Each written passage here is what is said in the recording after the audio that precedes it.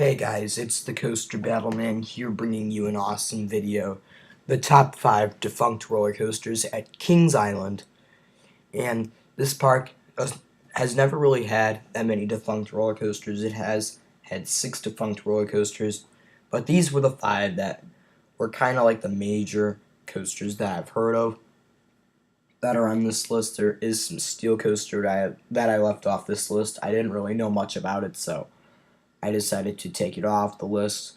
But we're moving on to number 5, which is Scooby's Ghoster Coaster. And this was some small coaster that closed due to its low capacity and rougher ride experience is what I've heard. Now this coaster looks kind of decent with the hanging experience for the kids, but the good news is currently there's a suspended coaster from Vekoma that's a little better than this at Kings Island. But overall, this coaster was good for the kids at the time, but overall was closed due to its low capacity. Number 4 is King Cobra, and this was a Togo stand-up coaster that operated at Kings Island from 1984 to 2002. So it lasted a little bit longer than most of these coasters on this list. It lasted 18 years. But unfortunately, due to Togo going out of business in the early 2000s, it was removed in 2002, and the ride was scrapped, and parts of the train were used for King's Dominion's Shockwave before that got removed. So overall, unfortunately, King Cobra didn't last that long, so it had to be removed. Number 3 is Screamin Demon. And this coaster was relocated after 10 years of operation at Kings Island, but was unfortunately scrapped eventually. This coaster lived quite some time. This coaster was operating until the early 2000s, so it lasted quite some time. So, even though this coaster was relocated to a smaller park, this coaster provided some decent thrills with that vertical loop. And it was a shuttle coaster, which was pretty unique at the time of the operation at Kings Island. So yeah, Screamin Demon, it looks like an okay coaster. And forgot to tell you about the Togo coaster that was on this list, King Cobra. It was supposedly a fairly rough ride, I believe. Number 2 is the Bat, and this coaster unfortunately was removed due to maintenance issues. It operated only from 1981 to 1983, and I'm talking about the original Bat, not the new one.